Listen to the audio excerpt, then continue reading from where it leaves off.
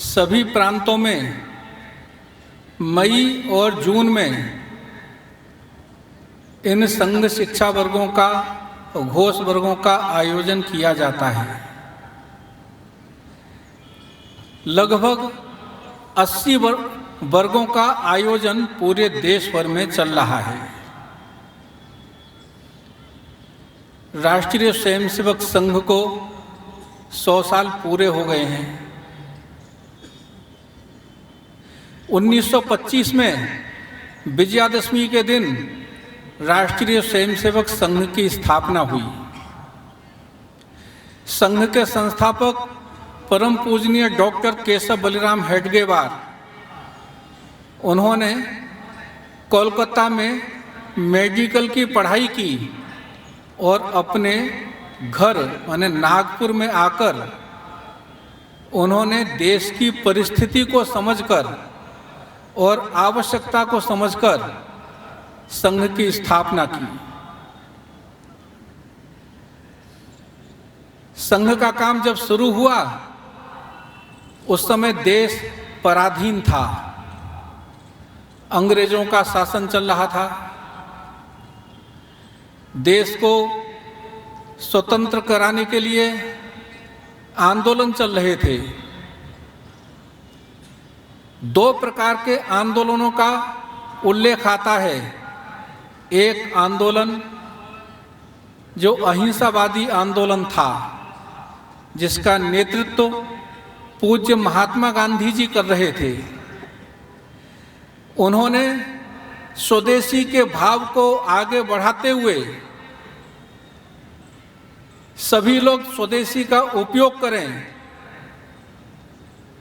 कपड़े भी भारत के बने हुए पहने, इसलिए उन्होंने जनमानस को प्रेरणा दी कि अपने कपड़े भी हम स्वयं बनाया करें। और उन्होंने चरखे को प्रतीक मानकर इस आंदोलन का कार्य आरंभ किया। किंतु आज़ादी केवल इस अहिंसावादी आंदोलन से ही प्राप्त हुई, ऐसा नहीं है।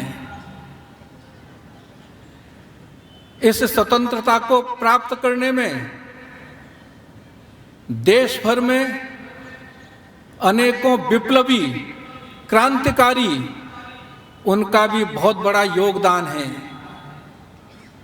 जैसे चंद्रशेखर आजाद, राम प्रसाद बिस्मिल, सुभाष चंद्र बोस, भगत सिंह, ऐसे हजारों क्रांतिकारियों का नाम आता है।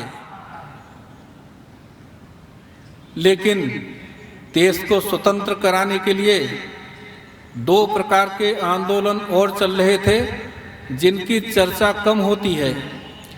एक आंदोलन था, इस देश में जितने साहित्यिक लोग थे, साहित्यकार थे और जितने कवि थे, उन्होंने देश की जनता को देश स्वतंत्र कराने के लिए साहित्य के माध्यम से, अपने लेखों के माध्यम से, अपनी कविताओं को सुनाकर एक आंदोलन का स्वरूप तैयार किया, जिससे जन आंदोलन का स्वरूप हो गया। लेकिन एक चौथे प्रकार का भी आंदोलन था, जिसकी बहुत लोगों को जानकारी नहीं है। ये आंदोलन था, ये केवल अंग्रेजों को भगाने के लिए, इस देश से निकल जाने के लिए आंदोलन नहीं था। ये आंदोलन और भी पहले से चल रहा था। अंग्रेजों के आने के पहले इस देश को मुगलों ने अपने अधीन बना रखा था, गुलाम बना रखा था। ये आंदोलन उसी समय से चल रहा था। ये आंदोलन इस देश में जो आध्यात्मिक लोग थे, जो साधु संत थे, उनके द्वारा चलाया हुआ ये आंदोलन था, जिन्होंने आध्यात्म की और भारतीय संस्कृति की और सनातन धर्म की रक्षा के लिए अपने प्राणों को भी न्यौछावर कर दिया। ये चौथे प्रकार का आंदोलन था। आज यदि यहाँ की सनातन संस्कृति समाप्त हो जाती तो भारत नहीं रहता, यहाँ का आध्यात्म समाप्त हो जाता तो भारत नहीं रहता। ये चौथे प्रकार का जो आंदोलन है, ये आध्यात्म, सनातन धर्म की रक्षा और संस्कृति की रक्षा के लिए था। राष्ट्रीय स्वयंसेवक संघ के संस्थापक, उन्होंने भी सोचा कि ये बात तो ठीक है, अंग्रेज इस देश को छोड़कर चले जाएंगे, लेकिन इस भारत का भविष्य क्या होगा। स्वामी विवेकानंद और स्वामी दयानंद सरस्वती वे भी कहते थे कि अंग्रेज तो इस देश को छोड़कर चले जाएंगे, लेकिन भारत निर्माण कैसे होगा, भारत का भविष्य कैसे होगा। संघ के संस्थापक, उनके मन में भी चिंता थी कि अंग्रेज तो इस देश को छोड़कर चले जाएंगे, लेकिन भारत का भविष्य क्या होगा। और ये जो चौथा जो आंदोलन था साधु संतों के द्वारा चलाया हुआ, उसी का एक रूप ये राष्ट्रीय स्वयंसेवक संघ है। संघ को आज 100 साल पूरे हो गए। जब कोई व्यक्ति 100 साल का हो जाता है तो कहते बूढ़ा हो गया, किंतु राष्ट्रीय स्वयंसेवक संघ बूढ़ा नहीं हुआ। संघ में कहते हैं कि नित्य नूतन चिर पुरातन, यहाँ पर रोज नए नए स्वयंसेवक भर्ती होते हैं। एक बार एक माननीय संघ चालक एक बाजार में सामान खरीदने के लिए एक दुकान पर गए। दुकानदार ने उनको देखा, शाम का समय था, तो दुकानदार ने कहा, भाई साहब देखिए आपके आरएसएस के बच्चे जा रहे हैं। तो माननीय संघ चालक जी ने देखा सायं शाखा वीकिर हुई थी और शाखा से जितने स्वयंसेवक कार्यकर्ता अपने घरों की ओर जा रहे हैं। तो संघ चालक जी ने दुकानदार से कहा, हाँ ये तो हमारे कार्यकर्ता हैं। तो दुकानदार ने पूछा, ये तो छोटे छोटे बच्चे हैं, ये आपके कार्यकर्ता हैं? तो माननीय संघ चालक जी ने उनको दुकान पर बुलाया और परिचय कराने लगे। देखो इसका नाम पंकज है, ये कक्षा 6 में पढ़ता है, इस शाखा का मुख्य शिक्षक है। इसका नाम अनिल है, कक्षा 9 में पढ़ता है, इस शाखा का कार्यवाह है। और ये इसका नाम अमित है, कक्षा 5 में पढ़ता है, ये शाखा का प्रार्थना प्रमुख है। राष्ट्रीय स्वयंसेवक संघ की शाखा भारत की क्या, यूरोप की भी जितनी भाषाएं उन सभी भाषाओं की जननी संस्कृत में है। नमस्ते सदा वत्सले मातृभूमे, ये कक्षा 5 में पढ़ने वाला अमित संस्कृत में एकदम शुद्ध प्रार्थना बोलता है। इसी प्रकार कक्षा 6 में पढ़ने वाला, कक्षा 7 में पढ़ने वाला बालक ये शाखा का गठनायक होता है, शाखा का गण शिक्षक होता है। कहने का अर्थ ये है कि दुनिया में ऐसा कोई संगठन नहीं है जहां पर छोटे बच्चे भी कार्यकर्ता होते हैं। एकमात्र राष्ट्रीय स्वयंसेवक संघ ऐसा संगठन है जहां पर छोटे बच्चे भी कार्यकर्ता होते हैं। और कार्यकर्ता होने का मतलब क्या है कि उनका चरित्र निर्माण का काम, उनमें राष्ट्रभक्ति के भाव का निर्माण, उनमें देशभक्ति का भाव, उनमें अनुशासन, ये बाल्यकाल से ही सीखने को मिलता है। राष्ट्रीय स्वयंसेवक संघ की शाखा में दुनिया में ऐसा कोई संगठन नहीं है जहाँ छोटे बच्चों को भी ऐसे संस्कार मिलते हैं। तो इसलिए राष्ट्रीय स्वयंसेवक संघ 100 साल पुराना होने पर भी आज भी नवीन है।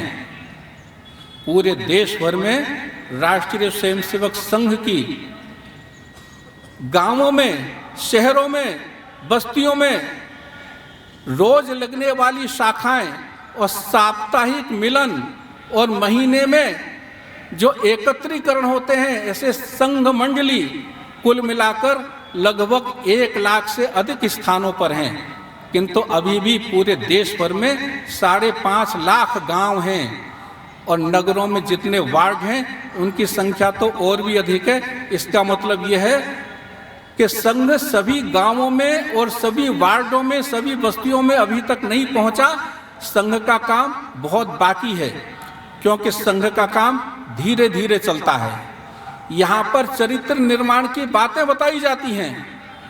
संघ का काम बहुत गति के साथ नहीं चलता है। कोई भी संगठन, कोई भी पार्टी, कोई भी क्लब, उनकी इच्छा रहती है कि हमारे संगठन का काम, हमारे क्लब का काम बहुत अधिक और बहुत जल्दी बढ़ जाए। किंतु राष्ट्रीय स्वयंसेवक संघ का काम स्टेप बाय स्टेप, धीरे धीरे कार्यकर्ताओं का निर्माण करते हुए आगे बढ़ता है। इसलिए राष्ट्रीय स्वयंसेवक संघ में आज भी कोई इस प्रकार की दुर्घटना नहीं हुई। सभी लोग निस्वार्थ भाव से काम करने के लिए अग्रसर रहते हैं। किसी को दायित्वों का मोह नहीं, किसी को पद का मोह नहीं, कहीं संपत्ति का मोह नहीं, निस्वार्थ भाव से इस देश की, इस राष्ट्र की सेवा में लगते हैं। इस प्रकार राष्ट्रीय स्वयंसेवक संघ का काम पूरे देश भर में चलता है। राष्ट्रीय स्वयंसेवक संघ हिंदुओं का संगठन करता है। अब हिंदुओं का संगठन बोलते ही इस देश में बहुत लोग ऐसे हैं जिनको आपत्ति होने लगती है कि हिंदुओं का संगठन ये तो सांप्रदायिक संगठन है, इस प्रकार का बोलने लगते हैं। किंतु हिंदू शब्द ये सांप्रदायिक नहीं है। हमारे उच्चतम न्यायालय में जो हिंदू की परिभाषा लिखी है उसके बारे में मैं बताता हूँ। उच्चतम न्यायालय ने जो हिंदू की परिभाषा दी है उसमें लिखा है, हिंदू धर्म को किसी एक संकीर्ण परिभाषा में बांधना कठिन है। हिंदू धर्म किसी एक पैगंबर या संस्थापक पर निर्भर नहीं है। हिंदू धर्म किसी एक ग्रंथ तक सीमित नहीं है। हिंदू धर्म में विचारों की व्यापक स्वतंत्रता है, आस्तिक नास्तिक द्वैत अद्वैत। हिंदू धर्म को किसी एक पूजा पद्धति से परिभाषित नहीं किया जा सकता। और सबसे खास बात लिखी है, यह जीवन जीने का एक व्यापक दृष्टिकोण है। यह उच्चतम न्यायालय ने लिखा हुआ है, हिंदू की परिभाषा लिखी है। इसलिए हिंदू कभी सांप्रदायिक हो ही नहीं सकता। किंतु भारत में भारत को नेतृत्व करने वाले जिनका मानस दूसरे प्रकार का है, जो कहते हैं कि भारत ये तो सेकुलरों का देश है, जो कहते हैं भारत मिश्रित देश है, यहाँ पर किसी भी धर्म के लोग रह सकते हैं, किसी भी पूजा पद्धति मानने वाले लोग रह सकते हैं, इस प्रकार वो कहते हैं। लेकिन भारत के उन नेता लोगों के मन में ही इस प्रकार की बातें हैं। किंतु पूरी दुनिया जानती है कि भारत हिंदुओं का देश है। अब कैसे जानती है? मान लीजिए इटली के किसी को इच्छा हुई कि मुझको योग का अभ्यास करना है, मुझे प्राणायाम सीखने हैं, मुझे दर्शन शास्त्र का अध्ययन करना है, मुझे आध्यात्म का दर्शन करना है, तो वो अमेरिका नहीं जाएगा, रसिया भी नहीं जाएगा, जापान भी नहीं जाएगा। वो कहाँ आएगा? भारतवर्ष में आएगा। वो अरब देशों में भी नहीं जाएगा। मान लीजिए अमेरिका का कोई व्यक्ति, उसको लगता है मुझको गीता का अध्ययन करना है, मुझको दर्शन शास्त्र का अध्ययन करना है, तो वो भी भारत में ही आएगा। क्योंकि दूसरे देश के लोगों को मालूम है कि भारत हिंदुओं का देश है और ये सब चीजें हिंदुओं के ही विषय हैं। लेकिन भारत के लोगों को समझ में नहीं आया। भारत के नेतृवृंद वो कहने लगे कि नहीं नहीं, भारत तो सेकुलर है, मिश्रित देश है। ये मिश्रित देश तो हो ही नहीं सकता। जैसे हमारे यहाँ खेती होती है, कोई गेहूं का खेत है, कोई बाहर से व्यक्ति आया और पूछने लगा फसल के बारे में, ये किस चीज का खेत है। अब एक किसान से एक व्यक्ति ने पूछा किस चीज का खेत है। अब गेहूं के खेत में तो छोटे छोटे दूसरे पौधे भी निकल आते हैं, लेकिन किसान बताएगा कि ये तो गेहूं का खेत है, ये मिश्रित खेत है, ऐसा नहीं बताएगा। तो भारत देश तो हिंदुओं का है, यहाँ किसी भी पूजा पद्धति, किसी भी धर्म को मानने वाले लोग यहाँ रह सकते हैं, किंतु देश तो हिंदुओं का है। इस प्रकार के और भी बहुत उदाहरण हैं। इस प्रकार के नेतृवृंद जो सेकुलर की बात करते हैं, सेकुलरिज्म की बात करते हैं, जब वे लोग भारत की सरकार को चला रहे थे तो केवल मुख से तो कहते थे, लेकिन ऐसे कुछ प्रमाण उनको दूर नहीं कर पाए। जैसे भारत सरकार का जो ध्येय वाक्य है वह सत्यमेव जयते, ये हमारी भारतीय संस्कृति का है, हिंदू संस्कृति का है। सर्वोच्च न्यायालय, उसका जो ध्येय वाक्य है यतो धर्मस् ततो जय। इसी प्रकार लोकसभा, जहाँ पर सभी विचारों के नेता लोग इस देश का भविष्य तय करते हैं, उस लोकसभा का भी ध्येय वाक्य है धर्मचक्र प्रवर्तनाय। और भारतीय प्रशासनिक सेवा एकेडमी, जहाँ पर यूपीएससी की क्लासेज एकेडमी है, उसका भी ध्येय वाक्य योगः कर्मसु कौशलम। और केवल इतना नहीं, हमारी जो थल सेना है उसका भी ध्येय वाक्य सेवा अस्माकम धर्मः। हमारी जो नौसेना है उसका भी ध्येय वाक्य सन्नो वरुणः। हमारी जो वायुसेना है उसका भी ध्येय वाक्य नभः स्पृशम दीप्तम। ये सब संस्कृत भाषा में है, हमारी भारतीय संस्कृति को दर्शाते हैं। अब अंग्रेजों का शासन रहा, अंग्रेज इस देश को छोड़कर जब जाने के लिए तैयार हो गए तो उनको लगा कि इस देश को फिर से गुलाम बनाना है तो यहाँ की संस्कृति को समाप्त करना पड़ेगा।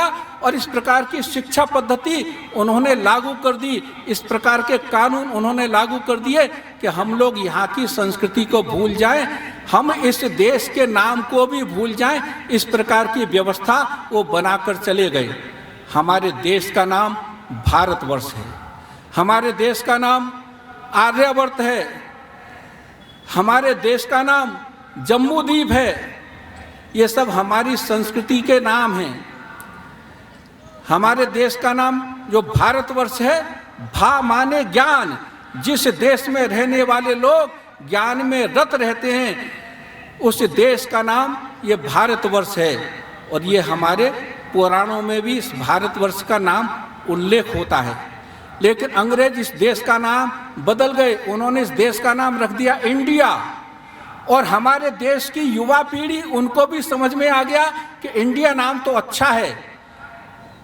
कुछ लोग कहने लगे ये नाम तो ठीक है, इसमें कोई सांप्रदायिकता नहीं है, इतना तक कहने लगे।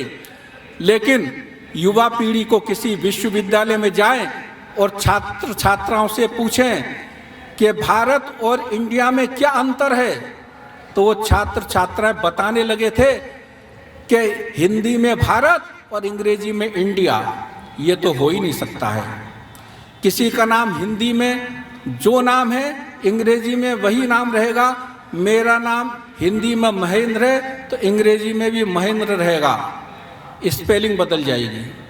किसी का नाम सूर्य प्रकाश है तो अंग्रेजी में सनलाइट नहीं हो सकता। किसी का नाम चंद्र प्रकाश है तो अंग्रेजी में मूनलाइट नहीं हो सकता। नाम तो सूर्य प्रकाश और चंद्र प्रकाश यही रहने वाला है। ये तो केवल हमारी मानसिकता की बात है कि हम अपने देश को आगे रखना चाहेंगे, न विदेशी कल्चर को आगे बढ़ाना चाहेंगे। हमारी भारतीय संस्कृति का प्रभाव केवल भारत में नहीं, दूसरे देशों में भी फैला। एक बहुत बड़े विद्वान थे, वो यूरोपियन विद्वान थे, उनका नाम था मैक्स मूलर। उन्होंने ऋग्वेद का अंग्रेजी में अनुवाद किया। उनको भारतीय संस्कृति का ज्ञाता माना जाता था। इसी प्रकार एक चार्ल्स विल्किंस नाम के एक व्यक्ति थे जो ईस्ट इंडिया कंपनी में काम करते थे। जब ईस्ट इंडिया कंपनी भारत में बिजनेस करने के लिए आई, फिर भारत में को गुलाम बना लिया, तो उस समय वो भारतीय संस्कृति से प्रभावित हुए और उन्होंने गीता पर अपना भाष्य लिखा। उन दिनों में भारत के जो गवर्नर थे उनका नाम था वारेन हेस्टिंग्स। ये 1772 से 1785 तक भारत के गवर्नर थे। तो चार्ल्स विल्किंस ने इन गवर्नर साहब को संदेश भेजा कि मैंने गीता के ऊपर भाष्य लिखा है, आप प्राककथन में अपना कुछ संदेश लिख कर दें। तो इन गवर्नर साहब ने जो संदेश लिख कर दिया वो सुनने योग्य है। उन्होंने लिख कर दिया कि जब विश्व से ब्रिटिश राज्य समाप्त हो जाएगा उसके बाद गीता ही लोगों को सांत्वना व शांति प्रदान करती रहेगी। ये वो लिख कर गए। केवल इतना नहीं, आज विश्व योग दिवस है। पूरे विश्व में ऋषिकेश को वर्ल्ड कैपिटल ऑफ योग इस प्रकार का माना जाता है। रशिया के एक समय जो राष्ट्रपति थे, जिनका नाम था दिमित्री मेदवेदेव, उनका शीर्षासन पर इतना विश्वास था कि वो कहते थे मैं प्रत्येक रशियन को शीर्षासन करवाऊंगा। अमेरिका के एक समय जो राष्ट्रपति थे ओबामा, उनकी पत्नी मिशेल ओबामा, वो प्रतिवर्ष गुड फ्राइडे के दिन 10,000 लोगों को व्हाइट हाउस में योगासन सिखाती थीं। ओबामा ने स्वयं अपने हाथ में हनुमान जी का टैटू बनवा के रखा था और इसको वो बड़ा भाग्यशाली मानते थे। हमारी भारतीय संस्कृति का तो दूसरे देशों में भी बहुत बड़ा प्रभाव है। हॉलीवुड के एक बड़े हीरो सिल्वेस्टर स्टेलोन, उनके पुत्र की सड़क दुर्घटना में मृत्यु हो गई।